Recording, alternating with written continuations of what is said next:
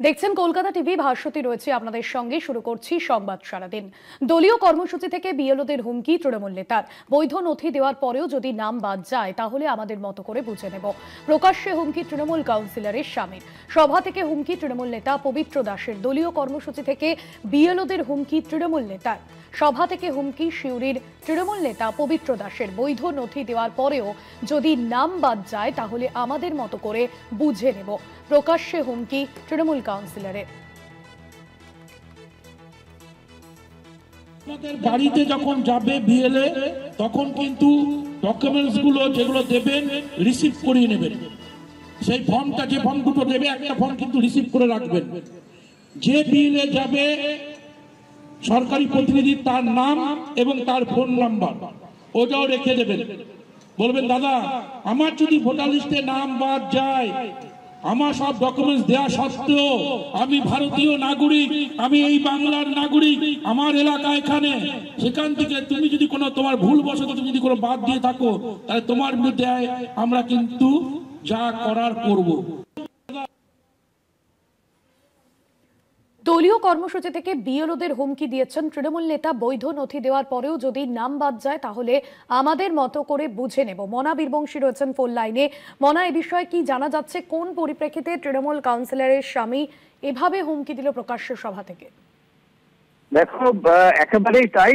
যে হুমকি প্রকাশ্য সভা থেকে দেওয়া হয়েছে সেটা কিন্তু কার্যত অত্যন্ত উদ্বেগজনক। তার কারণ হচ্ছে, তুমি বুঝতে পারছো যে এই মুহূর্তে দাঁড়িয়ে যারা বিএলও অর্থাৎ বুথ লেভেল অফিসার, যারা এসআইআর দিয়ে যারা বাড়ি বাড়ি যাবেন, যারা ভোটার তালিকা 2002, 2025-এর ভোটার তালিকা নিয়ে যাবেন, নাম রয়েছে কিনা, এখানকার ভোটে কিনা, যারা পুঙ্খানুপুঙ্খ ভাবে তদন্ত প্রক্রিয়া করে বাড়ি বাড়ি পৌঁছে যাবে মানুষের ভোটারের, সেই বিএলওদের এবার তৃণমূল নেতার হুমকি রীতিমতো বীরভূম জেলায় চাঞ্চল্য ছড়িয়েছে বলা যেতে পারে। দেখো, এটি বোলপুরের পাশাপাশি বীরভূমের জেলা সদর শহর সিউড়ি, যে সিউড়ি পুরসভার 18 নম্বর ওয়ার্ড হাটজেন বাজার, সেখানে এই পুরসভার 18 নম্বর ওয়ার্ডের যিনি তৃণমূল কংগ্রেসের কাউন্সিলর, তার স্বামী পবিত্র দাস, তিনি এদিন বক্তব্য রাখতে গিয়ে পরিষ্কারভাবে তিনি কিন্তু কার্যত বিএলওদের হুঁশিয়ারি দিলেন। কি বলছেন? তিনি যখন বক্তব্য রাখছেন তখন বলছেন, যারা কর্মী সমর্থক তৃণমূলের বা যারা সাধারণ ভোটার, তাদের উদ্দেশ্যে বলছেন যে বিএলও অর্থাৎ বুথ লেভেল অফিসার, তারা তো সরকারি কর্মচারী, তারা হয় প্রাইমারি স্কুলের শিক্ষক অথবা হাই স্কুলের শিক্ষক অথবা অঙ্গনওয়াড়ির শিক্ষক।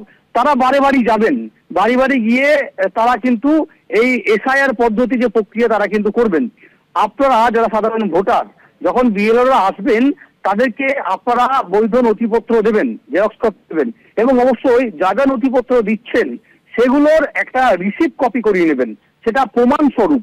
যদি এবং বলেও দেবেন, যদি এই বৈধ নথিপত্র দেওয়া হচ্ছে, যদি তার ভোটার অর্থাৎ বৈধ ভোটার যে তালিকা থেকে যদি নাম বাদ যায়, তাহলে কিন্তু আমরা আমাদের মতো করে দেখে নেবো। অর্থাৎ বিএলওদের সরাসরি কিন্তু হুমকি দিচ্ছেন তৃণমূল নেতা, যা ঘিরে রীতিমতো চাঞ্চল্য বীরভূমের রাজনীতিতে, সেটা বলা যেতে পারে। কারণ তুমি জানো যে এটা অত্যন্ত প্রাসঙ্গিক এজন্যই, কারণ হচ্ছে তুমি জানো যে সম্প্রতি এই বিএলওরাই তারা নিরাপত্তা নিয়ে কিন্তু প্রশ্ন তুলেছেন, যে তারা বলছেন একদিকে আমরা চাকরি করব, অন্যদিকে অতিরিক্ত ডিউটি দেবো, কি করে সম্ভব?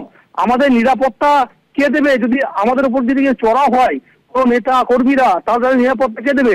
ঠিক এমতো অবস্থায় একজন শাসক দল তৃণমূল কংগ্রেসের নেতা, তৃণমূল কাউন্সিলরের স্বামী যেভাবে হুমকি দিচ্ছে, এটা কিন্তু অত্যন্ত উদ্বেগজনক। বিশেষ করে বিএলওদের কাছে, যারা সরকারি কর্মচারীরা, তারা এমনিতেই ভীত সন্তুষ্ট, তারপরে এবার এসআই করতে যাবে কি, সেটা নিয়ে কিন্তু এই মুহূর্তে দাঁড়িয়ে প্রশ্নবিদ্ধ উঠছে। অবশ্যই বিরোধীরা এটা নিয়ে কিন্তু কটাক্ষ করতে ছাড়েননি। বিরোধীরা বলছেন তৃণমূল কংগ্রেসের এটাই তো সংস্কৃতি। তারা প্রথমে বলেছিলেন যে এসআই করতে দেবো না, পরে বলছে এসআইআর হোক, নাম বাদ দিলে তখন লড়াই হবে। এটা নিয়ে রীতিমতো কিন্তু বিজেপি তরফ থেকে কটাক্ষ ছড়িয়েছে, এবং এই পুরো ঘটনা বিশেষ করে তৃণমূল নেতার এই বিএলওদের হুমকি ঘটনা রীতিমতো চাঞ্চল্যকর পরিবেশ, সেটা বলা যেতে পারে। সঙ্গে থাকো মনা।